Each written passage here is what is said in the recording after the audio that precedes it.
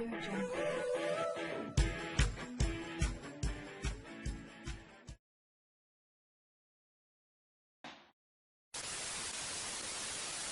Olá, sejam bem-vindos à live da BRH RS Mundo. Nós temos hoje um convidado que é de Portugal, que é o Alexandre, né? E o Alexandre, já vou dar aqui para ele, já vou aceitar o Alexandre. Vamos ver onde é que ele está. Já vamos trazer o nosso convidado direto de Portugal aqui. Um pouquinho. Olha quanta gente legal já entrando aqui. Um pouquinho, entrando, Alexandre. Oi, Alexandre! Olá, tudo bom? Como Tudo está? bem? Tudo bem, Tudo tudo bom? jóia. Muito Que bem. Eu maravilha. estava dizendo aqui pro pessoal que está conosco aqui na nossa live da BRH Mundo, né?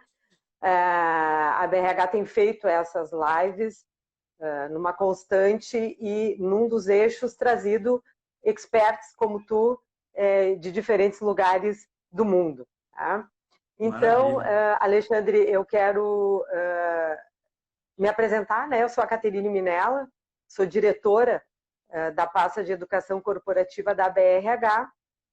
E, Alexandre, Bacana. eu quero te apresentar, então, né? Trazendo aqui que o Alexandre, ele é professor e consultor nos campos de desenvolvimento de estratégias em neurociência aplicada a negócios pela empresa de consultoria DNA Corporativo e doutorando em sistema de gamificação e neurociência aplicada pela Universidade Lusófona de Lisboa, em Portugal, com mestrado internacional em gestão de equipes de alta performance aqui pela Universidade do Rio Grande do Sul. Sim. Né, Alexandre? Bom, eu queria já começar te trazendo assim uma questão, né? Porque quando a gente fala das organizações, o mundo dentro das empresas é intenso. E quando Uhum. falamos em gestão de pessoas, aí vem um dos grandes desafios nas organizações. Eu gostaria de saber como é que a neuroliderança, que é o tema que tu vai abordar conosco, né? Como é que a neuroliderança entra nesse desafio e de que forma ela contribui para isso. Então, Alexandre, tudo contigo. Eu estou aqui do que tu precisares e também o pessoal fazendo as perguntas, eu também vou te interromper com as perguntas das pessoas. Tá bem? Legal. Bom, Kate, primeiro eu gostaria de agradecer a oportunidade, né, para ti, para a Cris Mary também, que fez o convite para participar e poder contribuir de alguma forma também com vocês, que eu acho esse evento que vocês fazem incrível, né, e eu acho que de grande contribuição também para todos os campos, não só para a gestão de pessoas, mas todo mundo aprende muito, né, nesse tipo de momento que a gente está passando agora, né? E ele é um momento mais descontraído, ele não é algo extremamente formal, então fica mais interessante ainda, porque a gente consegue abstrair, né, de assuntos mais profissionais e até entrar em assuntos mais pontuais eventualmente, né? Bom, para introduzir o nosso assunto, eu costumo usar uma metáfora que ela diz assim: para você dirigir um carro, tá? Para você dirigir um veículo, ser motorista, tirar a carteira de motorista, você não precisa entender de motor de carro. Você faz uma prova prática, né? Tem uma pequena partezinha de mecânica lá, mas, por exemplo, você está dirigindo o seu carro para na rua, você chama um mecânico, você não abre o motor desse carro, porque você é simplesmente um motorista de um veículo, ok? Uhum. Mas um piloto de Fórmula 1, ele tem que conhecer todo o motor do seu veículo, porque ele depende exclusivamente da sua performance em relação ao equipamento que ele está utilizando. Então, um piloto de Fórmula 1, diferentemente de um simples motorista, ele tem que entender de todo o motor do seu carro, para ter a melhor performance possível dentro do seu sucesso, do seu negócio. Então, quer dizer, ele está lá dirigindo, ele consegue ouvir um barulhinho e ele diz para a equipe, esse motor aqui tem que fazer esse ajuste. Então, ele é praticamente o mecânico do seu carro também, além de motorista. Nas organizações funciona da mesma forma, tá? Não existe organização que não tenha pessoas por trás. Tudo é pessoas, tá? A gente pode ter um chatbot, por exemplo, que eu estou digitando e a inteligência artificial também respondendo. E a inteligência artificial ela tem uma importância tremenda, obviamente, dentro da nossa vida, porque ela pega toda a linha de manipulação de dados, de informações e concatena isso de forma que a gente consiga entender e nos direcionar melhor. Mas nada como humano. A gente rapidinho consegue descobrir se é um humano que não ou não que tá respondendo para a gente, né? Então, o que eu digo? As pessoas que trabalham com gestão de pessoas, elas são pilotos de Fórmula 1. Ou seja, as pessoas que trabalham com gestão de pessoas, elas têm que entender o ser humano como um todo. Elas têm que entender o cérebro de um ser humano, como um ser humano funciona. Não é simplesmente trabalhar com o ser humano. Né? Apesar de nós termos todas as questões de medição, os indicadores de RH, os indicadores de performance, equipes de alta performance, desenvolvimento de performance, ok, mas o que a gente tem que entender é que o ser humano não é um axioma, no sentido de que eu vou fazer tal tarefa, essa pessoa vai reagir de tal forma. Eu quero desenvolver alta performance, eu vou aplicar tal ferramenta. Eu acho que num primeiro momento até funciona. Por exemplo, eu vou implementar um programa de qualidade na empresa. Tá? Eu vou aproveitar esse período, no período de férias coletivas. Então eu dou férias coletivas para todo mundo, essas pessoas saem de férias, eu aproveito e dou uma geral na empresa, pinto as paredes, troco os computadores, até porque já estava na hora de trocar os computadores, então eu aproveito quando o pessoal sai de férias. Quando as pessoas voltam, o que acontece? Elas enxergam uma empresa totalmente nova. Elas enxergam uma parede totalmente pintada, um ambiente totalmente novo. Aí elas ligam o computador e dizem, nossa, trocaram o meu computador. O que está acontecendo aqui? E a outra pessoa diz para ela, eles entraram no programa de qualidade. Nossa, e como funciona esse tal de programa de qualidade, hein? Eu nem achei que funcionasse tanto assim, mas eu estou vendo que a coisa realmente muda. Mas percebe que nada mudou? Simplesmente se pintou uma parede, se colocou um computador novo, porque aquilo já estava sendo feito dessa forma, mas a gestão aproveitou que ia introduzir um novo processo e gostaria que as pessoas se comprometessem mais, ou seja, tivessem uma nova perspectiva sobre aquilo, e aproveitou para fazer aquilo naquele momento. Então, ou seja, simplesmente alterou a percepção das pessoas em relação ao ambiente. Consequentemente, elas alteram seu comportamento.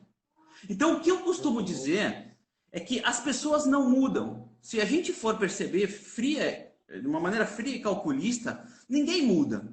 Ninguém muda por nada. Por que você vai mudar por alguma coisa? E a gente tem exemplos disso a vida inteira. Por exemplo, você arruma um namorado, tá? Aí daqui a pouco vocês brigam.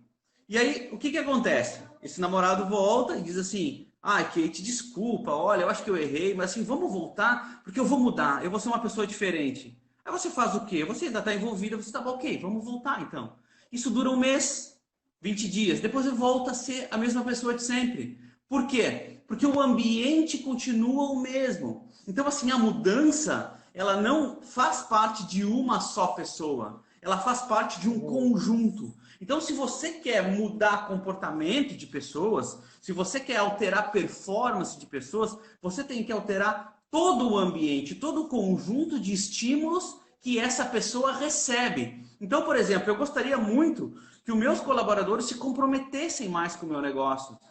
Mas eu dou uma ferramenta ruim para ele trabalhar, eu trato ele mal, eu pago ele mal, eu não dou chance de ele mostrar as ideias dele. Como é que eu vou querer que ele se comprometa com alguém que fecha todas as portas para ele?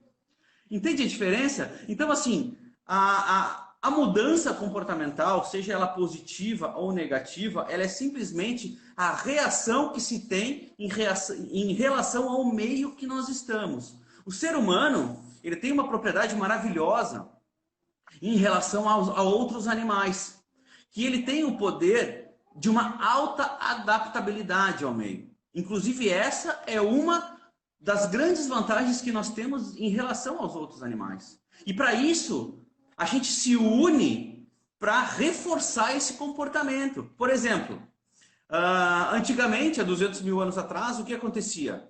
Eu via um urso na minha frente, esse urso me atacava. Se eu estivesse sozinho, eu não tinha chance contra esse urso. Ele era muito maior, ele era muito mais forte que eu. Então, o que acontece? Eu tinha uma equipe de pessoas que me davam suporte e manejo para eu conduzir, contornar aquela ameaça gigante que estava chegando dentro da minha aldeia. Então a gente aprendeu o quê? Que se a sinergia desse grupo ela for extremamente favorável, esse grupo será um grupo vencedor. Se a sinergia desse grupo não for favorável, esse grupo pode subir. Então o que acontece? Rapidamente as pessoas se unem dentro de uma sinergia a se modelar e se proteger dentro de qualquer tipo de ambiente. Então, assim, você pode se sentir mal dentro de uma empresa que não te trata bem, por exemplo, mas o seu cérebro, ele se acostuma com aquele ambiente, de modo a proteger você das intempéries daquele meio e você continuar convivendo com aquele meio. Por outro lado, se você vai para uma empresa onde existe um clima de alta performance, consequentemente o teu próprio fator de competitividade, porque nós somos extremamente competitivos, vai fazer com que você alavanque a sua performance e tente se igualar novamente a esse grupo. Para quê? Para se parecer a esse grupo. Porque o nosso cérebro diz o quê? Eu preciso me parecer com essas pessoas que estão nesse grupo. Caso contrário, eu posso ser expulso desse grupo. E se eu for expulso desse grupo, eu estou sozinho. E sozinho para o meu cérebro quer dizer menos chance de sobrevivência. Tá entendendo? Uhum. Então o que acontece? O que o gestor tem que entender? O gestor tem que entender os fatores biológicos, ou seja, toda a linha de neurotransmissores, toda a linha de hormônios, o que isso causa dentro do corpo humano. Tá me ouvindo? É para melhorar que estava muita luz. Tá. Tá. Então o que acontece? Ele tem que entender essa questão biológica de como o corpo funciona, como biologia mesmo. Ele tem que entender todas as questões antropológicas, ou seja, de evolução, como o ser humano chegou até aqui, né? A gente tem aproximadamente 1,6 milhões de anos desde o primeiro humano, né? Que foi lá o Homo erectus, foi o primeiro humano, né? Ainda houve uma certa evolução a partir daí. E ele tem que entender as questões psicológicas, para entender como a gente processa as informações de um determinado meio. Então, por que uma pessoa entra extremamente estimulada numa empresa e ela acaba desfalecendo dentro dessa empresa? Né? Por que a gente manda um currículo mostrando lá diversas capacidades, diversas competências, e quando a gente chega na empresa, a gente é mandado embora ou a gente pede para ir embora porque a gente não está se acostumando mais àquele meio. Aquele meio já não está mais favorável à nossa performance. Né? Então, assim, a neuroliderança, ela trabalha exatamente essa relação. Como o cérebro se comporta por determinados tipos de estímulos. Então, por exemplo, se alguém tiver alguma pergunta no sentido assim, eu realmente era muito feliz numa empresa e eu acabei ficando tão triste que eu baixei performance e acabei me mandando embora. A culpa quase sempre não é da pessoa, porque ninguém quer ter baixa performance. Ninguém entra num lugar para ser mandado embora. Ninguém entra num lugar para fazer errado, para fazer feio. Tá entendendo? Agora, o que acontece? Eu posso te dizer, por exemplo, eu faço uma reunião aqui com um grupo e eu digo assim, pessoal, desculpa, eu cheguei atrasado na nossa reunião, era para nós ter começado às 14 horas, eu acabei chegando às 14h30 porque o meu carro furou o pneu, enfim, não interessa. Cheguei na reunião e disse assim, mas eu queria passar só uma mensagem muito rápida para vocês. Eu só precisava que vocês fizessem um trabalho de melhor qualidade, que vocês se comprometessem melhor com a empresa e que vocês me dessem um resultado muito melhor. E vou embora. O que eu disse nessa reunião? O que eu passei para a equipe nessa reunião? Eu não passei nada. Tá vendo? Eu passei tudo o que vocês ouvem todos os dias. Todos os dias se ouve a palavra resultado. Todos os dias se ouve a palavra comprometimento, todos os dias se ouve a palavra qualidade. Mas o que significa isso? O que significa isso para um gestor? Se eu te peço um trabalho e você me entrega, você vai me entregar esse trabalho com a qualidade que você acha e que você pode me dar. Agora, eu te digo assim, poxa, Kate, como ficou ruim isso? Por quê? Porque eu não expliquei para você o tipo de qualidade, de performance que eu quero que você tenha em relação à minha expectativa. Tá entendendo? Então, o que eu digo? Tu está trazendo aí, Alexandre, também claro, com isso, a importância do gestor ter, claro, essas questões e também poder identificar na sua equipe essas, essas características, né? E poder, com isso, trabalhar até individualmente a Claro. necessidade de cada um. Claro, claro. Por que que eu falo o grupo, né? Por que que eu chamo sempre equipe, equipe, equipe? Porque você trabalhar uma equipe, ela é muito mais fácil do que trabalhar um indivíduo. Mas depois você baixa o nível para o personalizado. Então você vai em cada um. O que acontece é que, por exemplo, eu tenho que tangibilizar o que é qualidade para a gente. Então, o que é qualidade, pessoal? Qualidade para nossa empresa são requisitos como entregar um produto rápido, tratar bem o cliente, enfim, cito lá cinco requisitos que são requisitos de qualidade. Então, quando eu falar qualidade a partir de agora, são esses 5 requisitos que vocês têm que me dar. Quando eu falo em comprometimento, você pode pensar o seguinte, mas por que que o Alexandre está me pedindo comprometimento? Poxa, eu chego aqui 6 da manhã e às vezes é 10 horas da noite e eu ainda estou trabalhando. Que comprometimento é mais que ele quer? Eu vou botar uma cama aqui e vou dormir. Tá entendendo? Mas às vezes o comprometimento que eu peço, o conceito de comprometimento para mim, ele é completamente diferente do que você entende por comprometimento. Então a gente tem que alinhar as palavras, porque você vai fazer o melhor que você pode fazer. E também o que acontece é eu pedir para você um resultado que você não pode me dar. Por que não pode me dar? Porque não sabe me dar, porque não recebeu treinamento para me dar, porque não tem equipamento para me dar, porque não tem suporte para me dar e porque eu mesmo não te dou o suporte necessário para que você me dê esse resultado. Então acontece o quê? Frustração, frustração, frustração.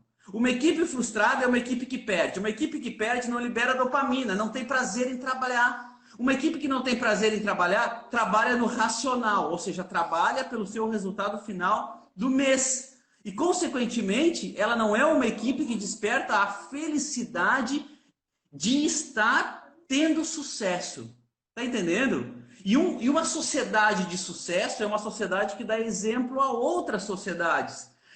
E quando você tem sucesso dentro da sua equipe, o seu cérebro diz: nós estamos mostrando para as outras sociedades que nós temos sucesso. Consequentemente, o meu prazer cerebral em estar ali envolvido com você vai ser muito maior. Eu vou começar a aceitar desafios maior, porque eu ganho autoestima, eu ganho vontade de me proporcionar, de me doar a mais para dentro de um propósito. Então a gente consegue girar o próximo estágio do que o gestor mais quer das pessoas, que eu saio do estágio do comprometimento para o estágio do engajamento. O engajamento é quando o propósito daquele negócio ele também é parte do meu propósito. O sucesso daquele negócio é meu sucesso também. Tá entendendo? Então as coisas se tornam muito mais verdadeiras. Mostra aí uma diferença do engajar e do comprometer. É isso, né? Você está trazendo essa diferença do engajar. Coisas completamente diferentes. O comprometimento, por exemplo, eu estou comprometido contigo nesse horário. Nesse horário eu sou a BRH, eu estou aqui trabalhando com a BRH, fazendo o melhor que eu posso para a BRH. Mas, por exemplo, eu posso não conhecer os propósitos da BRH. Eu posso não conhecer aquela parte mais emocional da BRH, como ela trata as pessoas, qual é o fim contributivo da BRH, entende? Então, ou seja, todo esse mundo não está fazendo parte do meu mundo nesse momento. Mas eu não deixo de me comprometer com vocês, porque eu tenho a responsabilidade da minha palavra em relação ao que nós combinamos que nós iríamos fazer agora. Então, assim, como dois profissionais, vamos dizer assim, nós estamos comprometidos um com o outro nesse momento. Mas o engajamento, ele vai além disso. Tá entendendo? O engajamento, ele trabalha na questão assim... Kate, qualquer pessoa da BRH, por favor, me procura depois que eu vou responder as perguntas dela, eu vou ajudar vocês no que eu puder, eu vou começar a fazer vídeo, eu vou começar a dar depoimento meu em relação à BRH, o que eu sinto quando eu trabalho com vocês. Entendeu a diferença? Quando, por exemplo, um colaborador se dispõe a gravar um vídeo falando bem daquela empresa, ele já está engajado, porque aquilo não faz parte do comprometimento. Entendeu? Isso não gera indicador. Uhum. Alexandre, eu fico agora ouvindo e a gente se coloca dentro das organizações, né? Só que agora está tudo virado, né? Aqui no Brasil, principalmente, Alexandre, as pessoas estão fazendo home office, né? Algumas pessoas já estão retomando, mas num outro ritmo. Como é que a gente coloca isso em prática nessa situação, que é uma situação, é um momento diferente, é uma situação de crise, por mais que se tente agora estar voltando aos poucos ao normal aqui, né? Mas como colocar isso em prática? Imagino que seja a pergunta de muitos também que estão nos assistindo. Então, o que acontece? Esse momento de pandemia, a gente passou aqui já por isso, né? A gente já está se libertando, na verdade, desse momento. Obviamente, a gente não consegue comparar Portugal com o Brasil, são realidades diferentes, são realidades geográficas, econômicas, sociais diferentes. A gente não consegue fazer esse paralelo, tá? Mas os mesmos humanos que estão aqui são humanos que convivem no Brasil, tá? A biologia é a mesma, a anatomia cerebral é a mesma, os neurotransmissores, a tensão, a ansiedade são a mesma, tá? O que acabou acontecendo agora nesse momento que eu acho um momento muito especial, tá? As pessoas me procuram e elas acabam valorizando muito mais essa questão da humanização. Todo mundo está falando agora que o mundo vai mudar, que ele vai se tornar mais humano, que ele vai... Eu não acredito que isso possa acontecer de alguma forma muito drástica, tá? Porque, no fundo, o ser humano ele é sempre igual. A gente não muda, a gente reage a um determinado ambiente. Então, assim, eu acredito que a sua empresa pode mudar se você mudar a maneira como você trabalha depois disso. O que você aprendeu agora, tá? Esse é um conceito muito importante de inteligência. O que é inteligência? Inteligência é como você muda o comportamento a partir das experiências que você teve. Então, a gente está passando uma grande experiência nesse momento. Vamos ver quem aprende e muda e vamos ver quem observa tudo isso e segue da mesma forma, tá? O que eu estou fazendo muito, muito agora, e eu tenho que alocar a agenda, principalmente pelas 4 horas de diferença com o Brasil, é o tipo de atendimento para a gente colocar toda a equipe num ambiente virtual e a gente conversa sobre emoções, sobre ansiedade, sobre criatividade, sobre inovação. A gente não está reunindo a equipe agora, nesse momento, para falar sobre vender, para falar sobre metas, sobre cliente, sobre trazer cliente. A gente está reconstruindo a performance emocional deles, antes de voltar à estrutura normal de trabalho. Tá? Então, assim, a gente tem vários programas que fazem isso e é muito interessante, porque é um gestor que está ali, é um chefe que está ali, para ele monta essa reunião para perguntar para as pessoas como é que elas estão, como é que elas estão em casa, né? Como é que elas estão passando esse momento, né? Dizer para elas que a empresa vai superar sim esse objetivo, que a gente vai passar por dificuldades como todo mundo vai passar dificuldades, que ela mais que sempre precisa das pessoas com uma cabeça no lugar, entendeu? Apesar do momento, que eles estão estruturando a empresa agora dessa forma, que a gente está adequando a empresa agora dessa forma, que entrou um cliente lá e xingou todo mundo, e daqui a pouco começa todo mundo rir, sabe? Então, assim, é uma vez por semana, basta, uma vez por semana, 1, 2 horinhas, que as pessoas entram ali para desenvolver a nova sinergia. Tá? O que é sinergia, gente? Que também muita gente fala em sinergia e também não sabe o que é sinergia. A sinergia é o poder e a rapidez de mobilização de alguém. A sinergia positiva é aquela que faz, quando surge um problema, todo mundo reconhece aquele problema como seu. E todo mundo consegue identificar algum ponto que pode contribuir de alguma forma. Isso é sinergia positiva. A sinergia negativa é aquela que, quando encontra um problema, todo mundo começa a reclamar junto. Então a gente percebe nas empresas exatamente isso, uma tendência muito mais veloz das pessoas reclamarem junto do que construir e contribuírem junto. Então a gente tem que desconstruir isso. Só que o que acontece? Muitas vezes o gestor ele não é preparado para isso, porque ele não sabe de onde veio a questão do reclamar. Ele não sabe de onde veio a questão das pessoas enxergarem o lado negativo. Ele não sabe de onde veio uma atenção maior a problemas do que a soluções. Ele não sabe de onde veio isso. Então a gente explica de onde veio isso, entendeu? Ou seja, a gente fala em motivar pessoas, mas a motivação ela vem de dentro. É a pessoa encontrar os motivos para fazer o que ela tem que fazer. Eu não consigo motivar ninguém. Motivar o quê? Às vezes as pessoas me perguntam, professor, você faz palestra motivacional? Eu digo, eu não sei, depende da tua empresa. Se ela é uma empresa que motiva, eu vou mostrar para as pessoas o que vocês têm de bom. Agora, se vocês são uma empresa que desmotivam, como eu vou apresentar o quê para elas? Eu vou mentir? Eu vou mentir que vocês fazem uma coisa que não fazem? Né? Então a gente cansa de chegar nas empresas cheio de quadrinhos com mensagens bonitas. Aí a gente vê um colaborador tentando conversar com seu chefe e ele manda marcar uma hora. Marca uma hora comigo.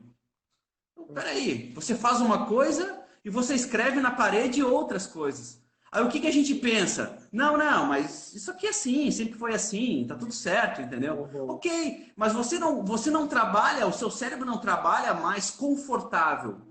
Nós levamos 0,2 milésimos de segundo para confiar em alguém. E a gente leva 0,6 milésimos de segundo para racionalizar que a gente confia ou não confia em alguém. Veja bem. Então, o que está acontecendo agora? Nesse exato momento, a gente está aqui conversando, tá? Eu estou aqui falando com você. Tem 47, 50 e poucas pessoas agora nos assistindo.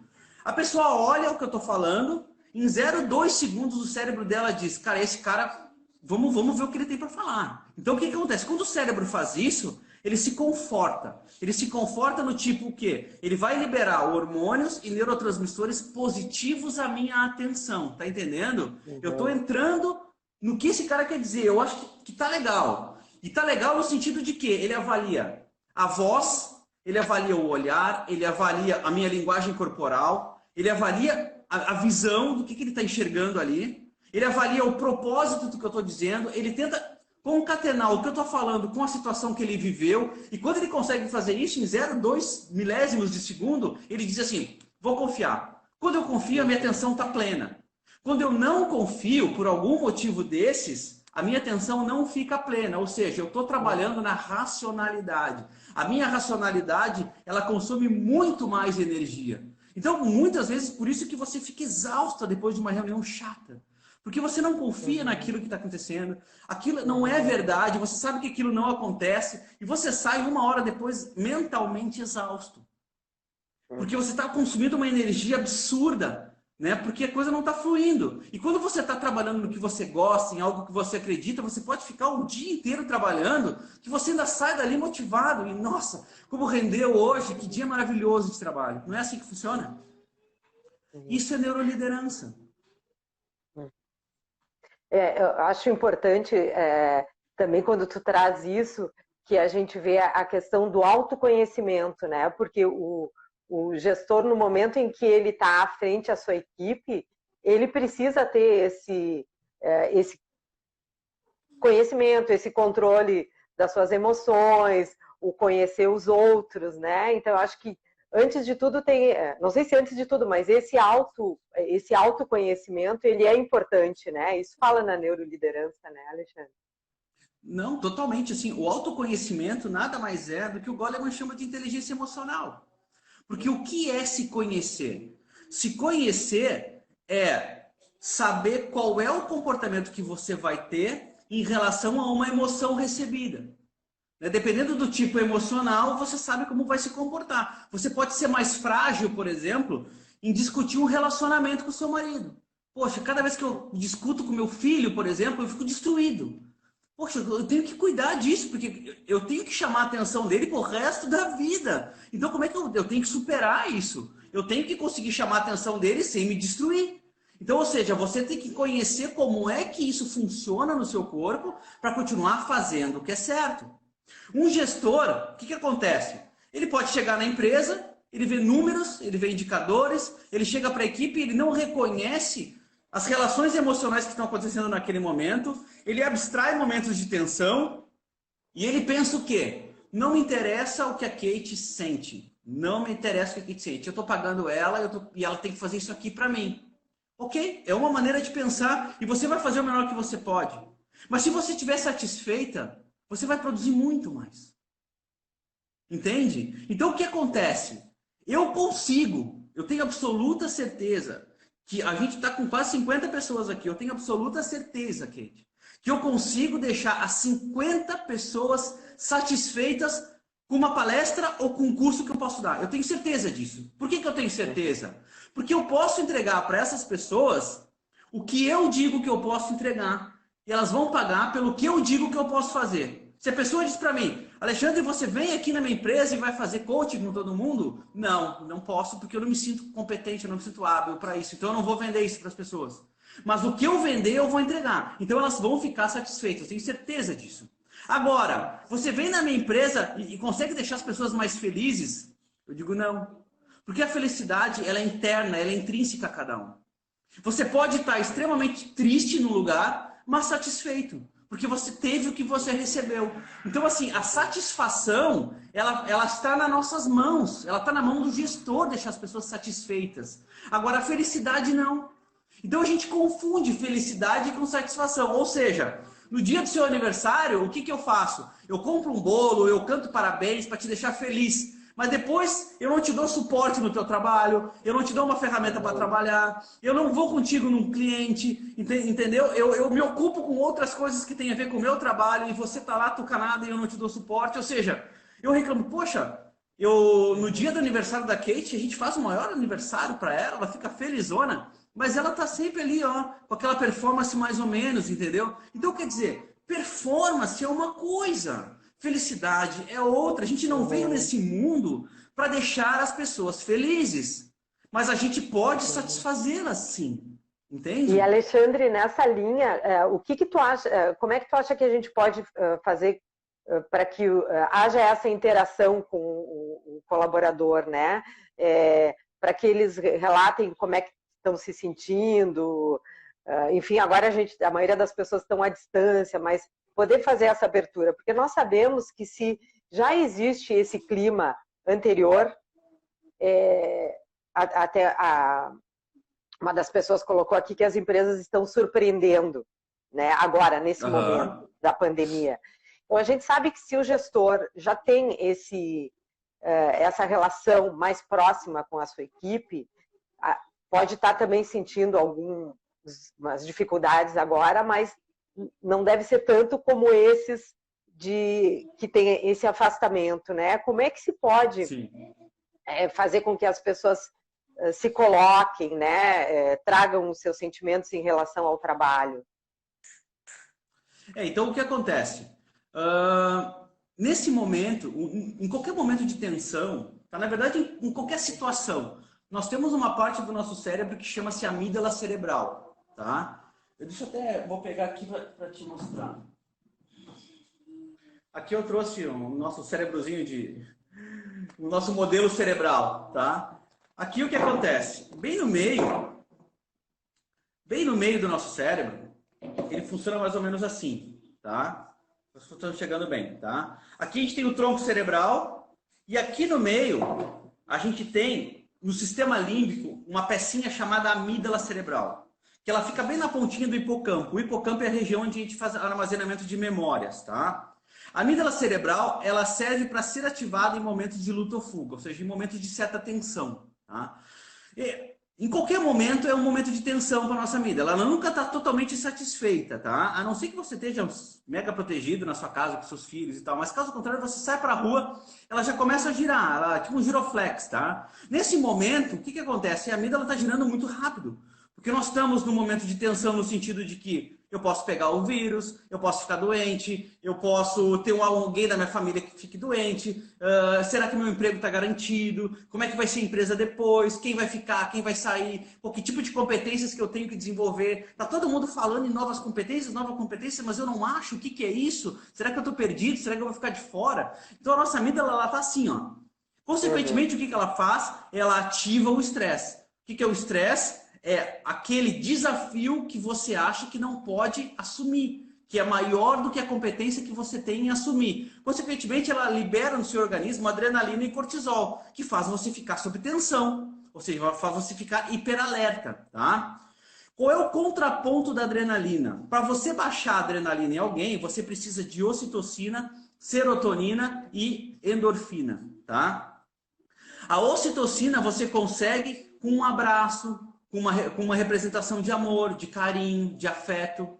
A serotonina você consegue se abastecendo a sua energia, ou seja, você consegue comer bem, você consegue dormir bem, isso desperta a serotonina.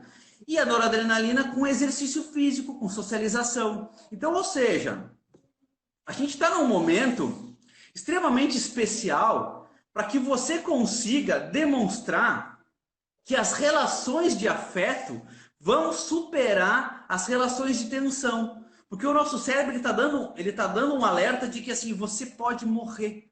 Por que você pode morrer? Porque ele não tem outra peça que sugira medo para vocês, ou que sugira esse tipo de tensão que não seja a amígdala cerebral de 200 mil anos atrás. Há 200 mil anos atrás, a minha amígdala ativava quando eu estava à frente de um tigre dente de sabre. E é a mesma peça de hoje. Então não existe o medo de perder o emprego, ou o medo de morrer, ou o medo de sair fora de um grupo, ou o medo de ficar sem comida, ou, entendeu? O medo é o mesmo, a sensação é a mesma. E o hormônio que quebra isso também é o mesmo. Então, como é que o nosso cérebro registra memórias? Olha só que coisa interessante que a gente pode trabalhar nesse momento, tá? O meu cérebro, ele registra memórias com os eventos mais positivos que eu tive na minha vida, mais felizes da minha vida, ou mais tristes que eu tive da minha vida. Por exemplo, hoje é quinta-feira, né? Uhum. Hoje é quinta-feira. Você lembra que você almoçou segunda-feira? Se eu fizer uma força aqui, eu até lembro, mas não vem de...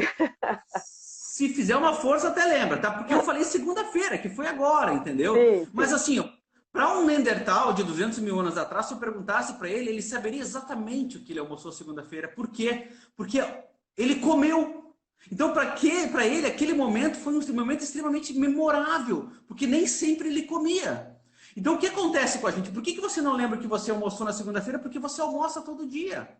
Agora, se eu perguntar, você lembra, sei lá, do seu casamento, como foi? Nossa, isso pode ter acontecido, sei lá, há 30 anos atrás, mas eu me lembro como fosse hoje. Porque foi um momento extremamente memorável, extremamente emocional da minha vida. Assim como eu te perguntar, você lembra de um professor importante na sua vida? Também vem à memória pessoas importantes da sua vida. Por quê? Porque fez você uma pessoa vencedora, fez você aprender alguma coisa que você gostou, você se aproximou, você ficou grato a essa pessoa. Então essa pessoa não sai da sua cabeça. Agora, se eu pensar, você lembra de alguém que fez mal para você? Você também lembra. Por quê? Porque o nosso cérebro não esquece nunca mais de quem nos fez mal. Porque a gente sofreu, porque a gente liberou cargas hormonais terríveis que nos fizeram sofrer. Então o nosso cérebro lembra por prazer e por dor. O que acontece nesse momento? Nesse momento nós estamos num momento de tensão. Um momento extremamente propício para registrar memórias, tanto positivas quanto negativas. Se uma pessoa te trata um pouquinho mal, você já sente, porque você está sensível. Então você não esquece nunca mais de alguém que vai te tratar mal nesse momento. Mas se alguém te trata bem e te ajuda, você também não vai esquecer. Então veja bem, se eu sou um gestor, que eu aproximo a minha equipe, que eu mostro para a minha equipe que eles ainda são vencedores, que eles ainda podem contribuir, que a gente está aberto a receber agora novas ideias, que a gente agora tem um monte de oportunidade para crescer, porque tudo se desconstruiu e está se reconstruindo. Veja que memorável vai ser esse gestor para cada pessoa. Quanto que eu vou conseguir trazer essa pessoa para o meu lado nesse momento? Quanto que ela vai produzir para mim depois? Tem uma colocação aqui da Cris Steigleder, que é uma das nossas diretoras da BRH, e ela diz assim, ó, que é o momento de reconstruir o vínculo, fortalecer com empatia e resiliência. Então, olha que bem isso que tu está trazendo, né, Alexandre? Importante. E a resiliência, ela é uma competência aprendida, né? Porque assim, o que nós somos feitos? Nós somos feitos para tomar um impacto negativo e desviar daquele obstáculo. Porque quando o nosso cérebro sente dor, o que ele faz? Ele aprende que a gente não pode ir por aquele caminho. A resiliência, ela faz o quê? Com que você tome um impacto negativo e você consiga compreender o que aconteceu e seguir naquele passo, porque aquele passo é o correto, apesar da sua dor, porque você tem que superar isso. Então, veja bem, por que a gente diz que a gente gosta muito de pessoas resilientes na nossa empresa? E se a gente fechar o olho, a gente lembra quem são as pessoas mais resilientes, quem são as pessoas mais frágeis. Porque dessas pessoas motivam as outras. Por que a resiliência é um motivo de orgulho? Porque nós não fomos feitos para ser resilientes. A gente aprende a ser resiliente. A gente desenvolve resiliência. Né? Porque a resiliência é anticerebral. A resiliência é nós irmos contra as dores que o nosso cérebro nos causa. E assim como tudo, como o nosso sucesso também ele é anticerebral. Porque o sucesso é você sair da sua zona de conforto. Você tem que ser mais do que os outros. Né? Então, cada vez que eu digo você tem que sair da zona de conforto, algumas pessoas dizem assim, adoro o desafio, vamos lá, vamos sair da zona de conforto. Mentira! É mentira. Eu sei que é mentira, porque acontece comigo e provavelmente com todo mundo que está nos ouvindo. Eu amo o palco, eu amo estar num palco para falar para muita gente, eu amo. Mas sempre me dá um frio na barriga. Sempre me dá. Do tipo assim, nossa, que coisa, sabe? É uma emoção assim, eu transformo aquela adrenalina numa coisa assim que eu vou para casa e eu não consigo dormir depois de uma aula, porque eu ainda tô com adrenalina, sabe?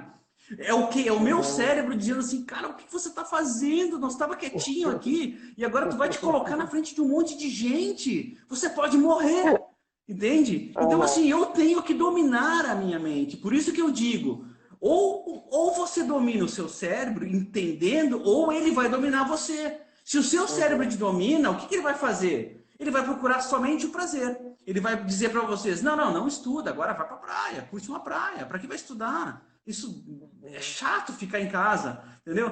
Então assim, ó, não produz, não faça mais do que isso, porque você vai aparecer. Se você aparecer, vão te chamar, entendeu? Quer dizer, ele está te escondendo, porque o nosso cérebro ele foi feito para quê? Para economizar energia, né? Porque a energia, 200 mil anos atrás, era extremamente complicado de conseguir. Eu tinha dias que eu não comia, porque eu tinha que caçar. Hoje a gente tem uma arma, a gente tem ferramentas extremamente eficazes e às vezes não se caça e às vezes não se pesca. Imagina 200 mil anos atrás sem estrutura nenhuma. Então, assim, a fome, ela fez muito parte da nossa vida por milhares de anos. Então, quer dizer, a fome nada mais é do que a dor de desfalecer. E o nosso cérebro ele é extremamente preparado para isso. Qualquer coisa que faça com que a gente corra qualquer tipo de risco, e o nosso cérebro entende qualquer desafio como um risco primeiro, e depois como vantagem, ele faz isso, ele faz com que você se afaste. Entendeu? Então, olha que interessante, porque o gestor, sabendo disso, sabendo primeiro assim das suas dificuldades, né? Sabendo disso e lidando com a sua equipe, ele também pode ultrapassar essa questão do medo que tem no outro, né? Então, e poder claro. virar esse sentimento, né? É porque, assim, hoje em dia, né, a gente até... Tem uma professora, que agora não estou lembrando o nome, que ela disse que a nossa sociedade, ela tá uma sociedade psicopata, tá? Por que ela chamou a nossa sociedade de sociedade psicopata? Porque o psicopata, ele não tem a empatia contributiva, tá? Ele tem um bloqueio entre o sistema límbico e o pré-frontal, aonde a empatia dele, ela é uma empatia somente emocional, ou seja, eu tenho que entender a sua emoção, que é para eu te controlar emocionalmente, assim como o psicopata trata as pessoas, tá? A empatia contributiva é como eu posso te ajudar, Kate? A gente está aqui agora nesse momento, como é que eu posso te ajudar? O psicopata não tem isso. Ele quer te dominar, ele quer te tratar como uma presa, tá? Mas isso é um assunto para outra live. O que acontece aqui? O gestor que trata as pessoas com frieza, trata as pessoas de uma maneira calculista, ele muitas vezes é valorizado pelas organizações. Ele é usado de forma a fazer o trabalho sujo das organizações. Então, o que acontece? Ao mesmo tempo que aquele presidente, aquele CEO, ele chama as pessoas para um lado emocional, ele precisa do cara que faça o trabalho sujo também, entendeu? Então, as pessoas acabam desumanizando, porque quando você humaniza, você ganha um lado de performance absurdo, mas você tem que entrar no mundo emocional de cada pessoa. Quer ver um exemplo? Uma vez a gente estava numa empresa, vou tentar passar um exemplo bem rapidinho. Uma vez a gente estava numa empresa e aí eles precisavam engajar melhor as pessoas, porque eles estavam entrando com um processo de mudança de ERP. E a mudança de ERP quase sempre é meio traumática, assim, né? Porque é um cara da informática, totalmente lógico, e humanos por outro lado. Então, assim, ó, ele vai implementando o ERP e não quer saber se você aprendeu, se você não aprendeu, se você se frustra, se você usa, se você não usa. Se não aprendeu, tipo assim, se não aprendeu, eu te demito e bota um cara que sabe? Ele trata as coisas assim. O que acontece? Trata de aprender. Trata de aprender. Então, assim, e tem pessoas mais velhas, tem pessoas mais novas, então, mais dificuldade, menos dificuldade. E aí existe aquela competição interna, e o qual eu não posso perder. Então, as pessoas acabam ficando naquela tensão, né? O que a gente sugeriu? A gente fez um mapeamento de todos os filhos de funcionários, né? Viu ali quem tinha filhos e tal, idade dos filhos, dia de nascimento de cada filho e tal. Aí, quando o funcionário chegava na empresa, tipo assim, você chega na empresa, você tem em cima da sua mesa um Hot Wheels, um presentinho, que era aqueles carrinhos Hot Wheels, e 2 ingressos de cinema, dizendo assim, Kate, esse presente é da empresa para o seu filho, o Eduardinho, né, que a empresa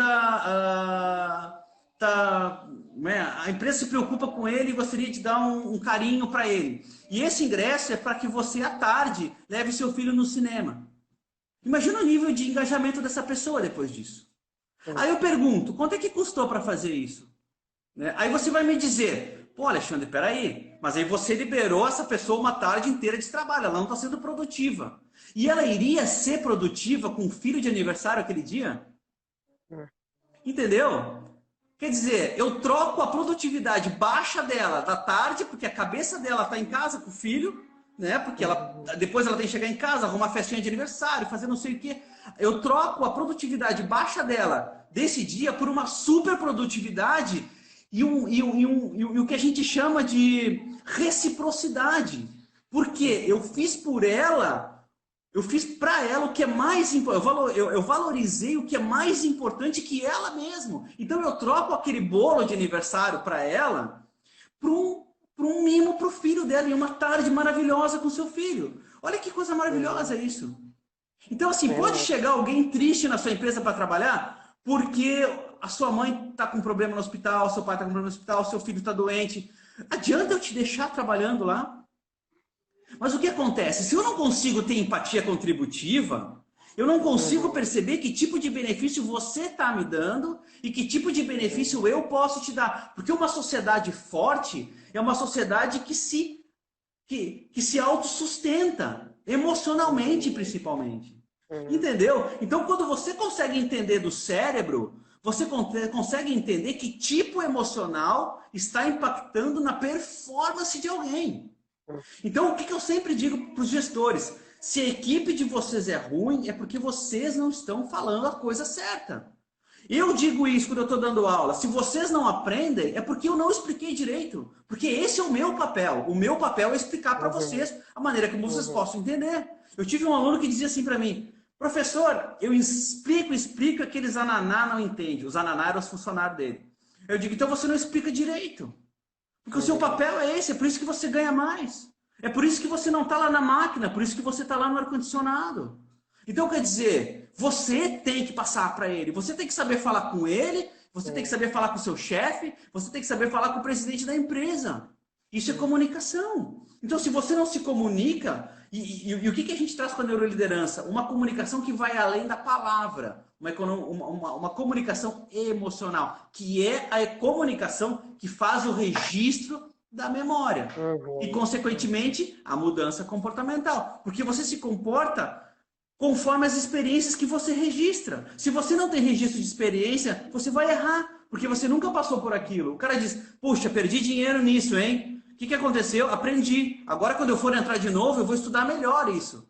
Mas você vai perder, porque você não conhece. Só que agora você conhece. Tá certo. Essa ligação, a comunicação emocional faz toda a diferença, né, Alexandre? Toda a diferença. Toda. Importante. É incrível, Olha só, Alexandre, só para te avisar, nós estamos com 10 minutos, faltam 10 minutos para a gente terminar, tá? Tem algumas colocações aqui. passa rápido, né? O Samuel traz aqui, quando você faz isso para um funcionário, eu imagino que seja a questão aquela do convite para o cinema, acho, né? Os outros vão sempre esperar alguma coisa parecida, e aí, quando são muitos funcionários, isso não pode acabar sendo um custo muito alto para a empresa. Eu imagino que não possa ser uma ação, tem que ser uma. Tem que ser para todos mesmo, né? Isso. Então, não. Isso. O que Porque se senão faz é vai comprar briga, segmentar.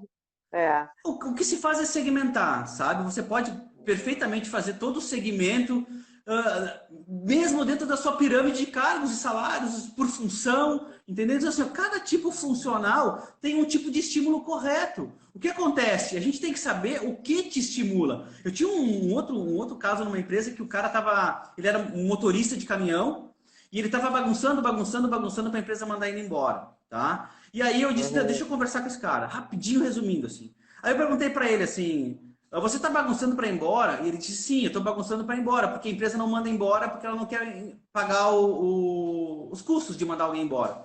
Aí eu disse, ok, você vai embora, você vai para onde? Eu vou trabalhar na outra empresa. Você sabia que as empresas se conversam? E alguém vai ligar para cá e vai perguntar como é que foi a sua performance?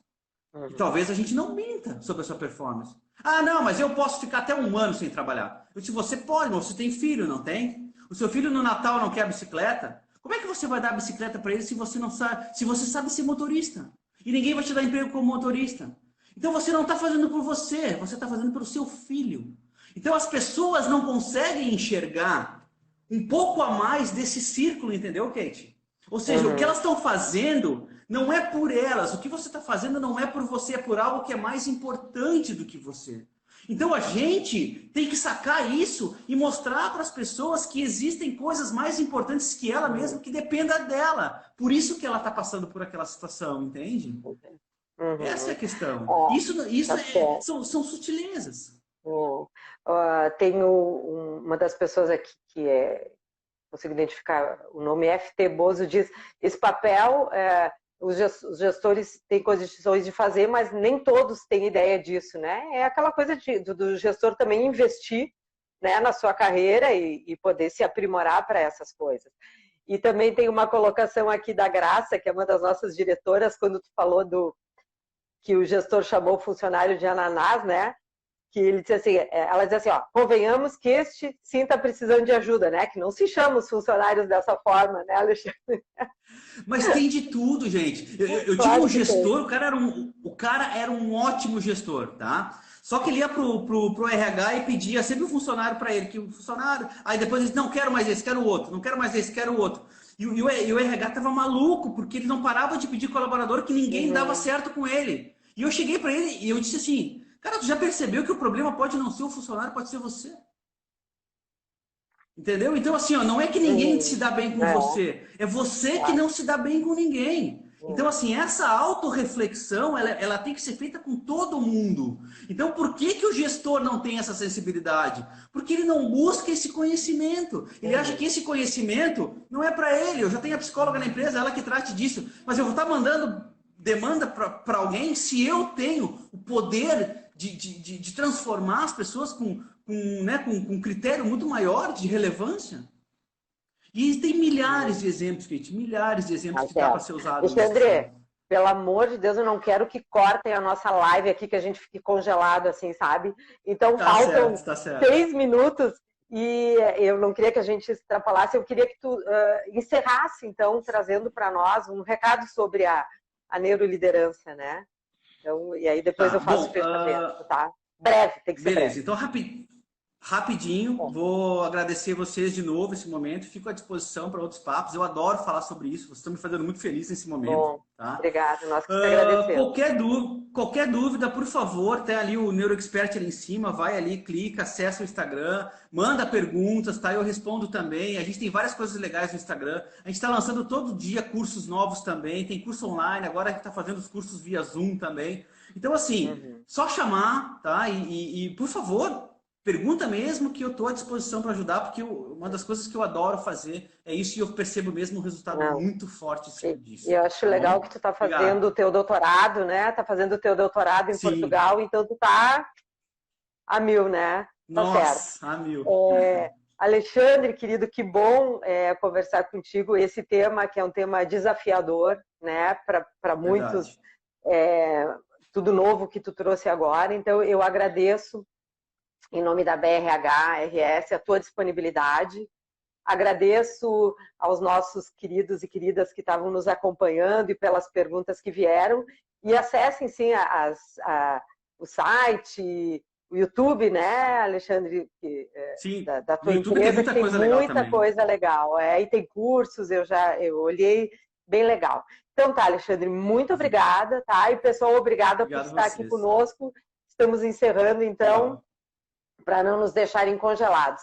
Tá bem? Legal. Um abraço, então. Valeu, obrigada, obrigadão. Alexandre. Obrigada, Beijo, gente. tchau, Tchau. tchau. Beijo, beijo. Tchau. Beijo.